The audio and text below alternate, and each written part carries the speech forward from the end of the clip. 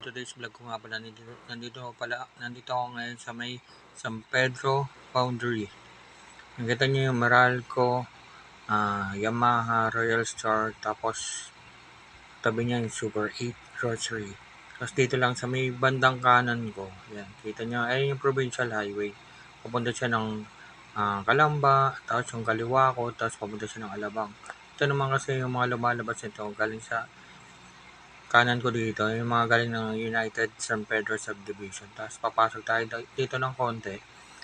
Pupuntahan natin dito yung nagte-trending na Lomi House. Balita ko masarap mga pagkain nila dito. Kaya nga ako nga mismo ang titikim para tikman ko nga yung mga bestseller nila dito. Konting lakad lang naman. Tapos nung nakausap ko nga dito isa sa mga staff nila, sabi nga nila sa akin, nagsisimula nga daw sila dito ng 4:30 AM hanggang alas 11 ng gabi. Ingat-ingat sa mga tatawid dito. Ako kasi nung pumunta ko dito wala akong dalang sasakyan. Tapos kita niyo na dito yung commercial building na yan. Ayan, oh. Kita niyo naman. Pasok tayo dito. Ingat-ingat nga pala sa mga hagdanan dito.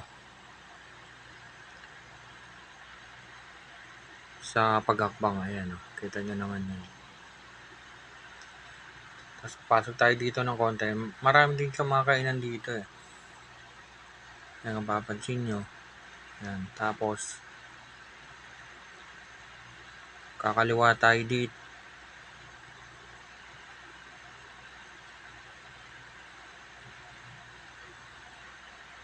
Dito na nga yung Boss Beef na may masarap na kainan dito pagdating sa Lomi. Hindi lang Lomi yung ano nila dito menu. Tapos number 1 din nila dito yung pangalaw sa Lomi yung nila chami nga. Ito nga yung mga prices ng mga menu nila. Ayan o. Kita nyo naman may Lomi, may chami. Depende rin sa kung ilan packs yung kakain dito. Tapos yung Lomi yan. So, tapos may special sila, may jumbo. Tapos yung pancit nila dito. May bihon, may canton. Tapos pwede rin silang mix. Bihon canton yan, mga ganyan. Tapos pancit bilao. Tapos yan, may mga sizes din sila. Small, medium, large. Tapos may XL din sila. Depende kung ilan katao yung kakain. Tapos may rice top din sila. Yung mga tapos meron din silang pork tapo rice dito. Ayan. Tapos meron din sila dito ng chicken lomi. Tapos meron din sila dito ng chicken chami. Yan. Boss Pick. Yan yung mga nagtitrending. Pero pwede rin kayo magbayad sa through Gcash. Yan nga. Tapos meron din sila dito na Mountain Dew, Coke, Royal. Tapos may din sila dito, bottled water. Boss Big nga pala. Ayan. Nakita nyo yan sa Facebook page.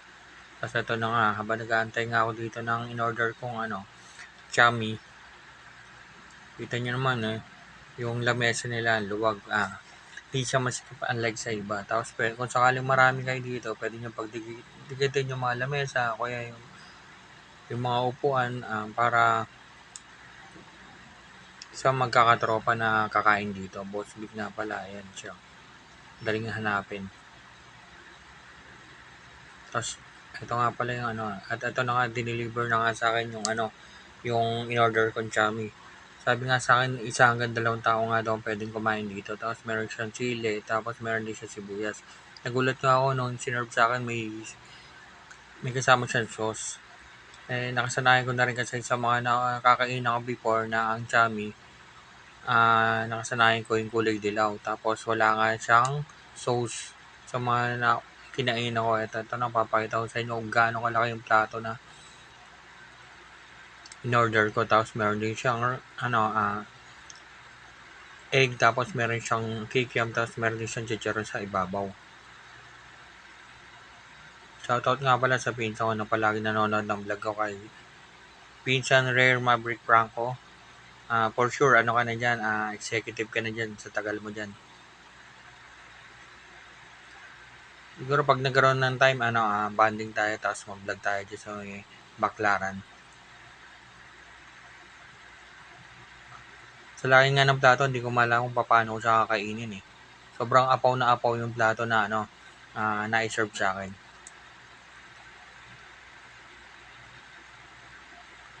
Nung una ko nakita nga 'to, sa palagay ko parang hindi ko yata kayang ubusin ito, lalo kung ako lang mag-isa dito. Gumala kung paano ko mauubos 'to, kaya yung unti-unti ko natapos na yung serve sa'kin dito. Sobrang init, tapos, ang sarap pa. Kaya dinadahan-dahan ako din yung pagkain, tapos ito na susubukan ko na nga ilagay yung sauce para pala dito yan nahalo sa tummy. Masarap-sarap siya. Lalo nung sinama ko na sa may mismong tummy niya. Lalo siyang sumarap.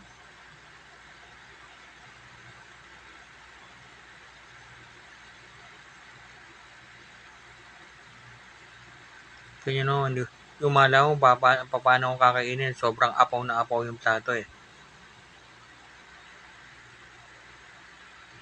Kita nyo naman, ayan oh.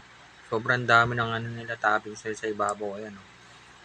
Tapos hindi siya tinipid. Napansin ko dito na hindi nila tinipid yung mga ingredients nila, lalo sa chicharon. Sobrang laki ng chicharon nila. Tapos napansin ko dito sa ano nila, sa tindahan nila, halos nung kumakain ako dito, napapansin ko na sobrang mayat-maya talaga yung pupunta dito para tikman yung mga ah, tindahan nila dito na ano, lomi.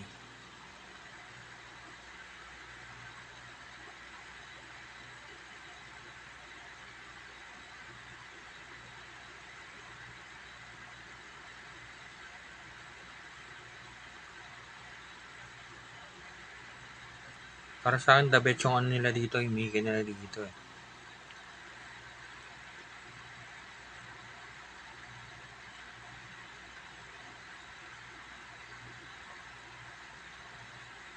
Kita nyo naman yung ano, habang sinusubo ko yung Mickey, sobrang init.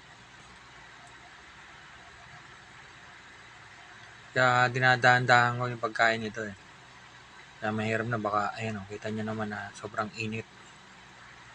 Muusok-usok pa.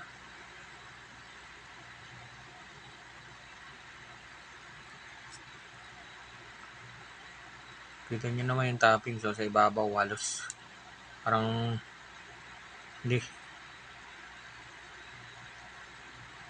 hindi ko kaya yata maubos to. Kasi ito na nga, lalagyan nga natin dito na sauce.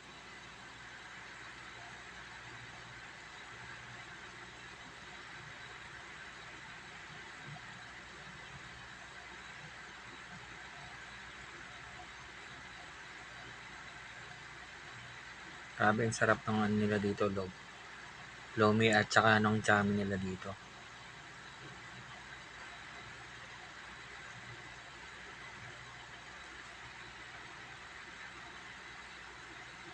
Kung magko-commute nga pala kayo, kung pumunta kayo dito sa may Boss Big na to, madali lang siya, lalo kung ano, kung gagaling kayo ng ano, sabi natin south, babala kayo sa may mismong ano, Muntinlupa, Boundary at ng San Pedro. Baba kayo sa may Meralco doon. Madali naman siya maano dahil nandun siya sa may boundary. Pagdating ng ano, ng Meralco, tatawid kayo sa pakaliwa, tapos hanapin nyo yung arko doon na ano, United San Pedro Subdivision. Tapos kakaliwa kayo doon, makikita nyo na itong commercial na to sa bandang part ng video ko. Tapos yun na nga,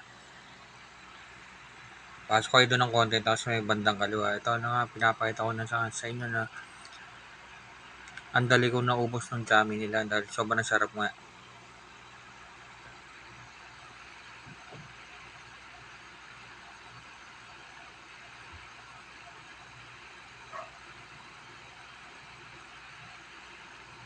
Tapos yung chicharon nila dito, basta sa nagmang sobrang lutong. Tapos ang ano pa, masarap pa.